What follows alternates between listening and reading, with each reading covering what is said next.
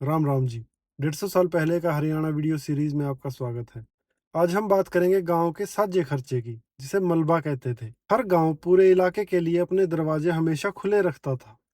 चाहे कोई मुसाफिर हो, किसी का रिश्तेदार हो, या कोई ऐसा हो जिसका उस गांव में कोई जान पहचान वाला है ही नहीं, वो बिना किसी झिझक के गांव के साझे कमरे में रुकता था। गांव के उत्तर में ऐसे कमरे को चौपाल या चपैड़ कह देते थे, और दक्षिण में बने हुए को परस कह देते थे, जहां मुसाफिर को खाना और तमाकू मुफ्त में मिलता था। हालांकि मुसाफिर कोशिश यही करता था कि वह अपनी ही बिरादरी या कबीले वाले गांव में ठहरे। वहां से गुजरने वाले हर सरकारी नौकर को इसी तरह से मुफ्त खाना खिलाया जाता था। जो गांव मुख्य सड़क पर बसे थे, उनके लिए यह रिवाज बहुत भारी खर्चे का कारण बन गया था। और एक गांव में तो जब हिसाब की जांच हुई तो पता चला कि कुल खर्चे का 4/3 से ज्यादा हिस्सा इसी काम में निकल गया था। लेकिन ये सब उन लोगों की अपनी मर्जी और दरियादिली से चलता था, न कि किसी अफसर की जबरदस्ती पर। इस तरह की मेहमान नवाजी को एक सामाजिक फर्ज माना जाता था।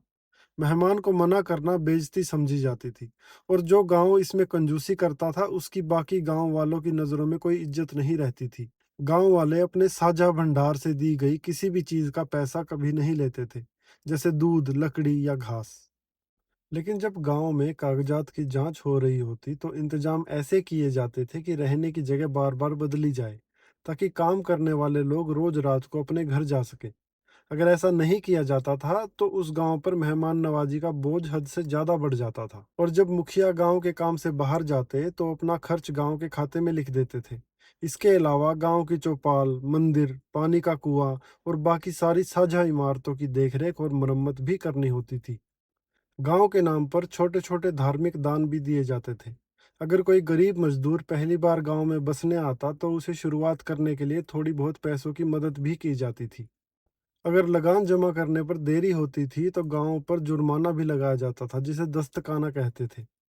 इन सब तरह के खर्चों को मिलाकर गांव का साझा खर्चा कहा जाता था, जिसे मलबा कहते थे। इसका मतलब कूड़ा कचरा होता है, क्योंकि इसमें बहुत सारे छोटे मोटे और फुटकर खर्चे शामिल होते थे। तो ये थी कुछ जानकारी उस समय की। अगर आपको भी इतिहास में झांकना अच्छा लगता है तो जुड़े रहिए मेरे साथ। तब तक के लिए राम राम।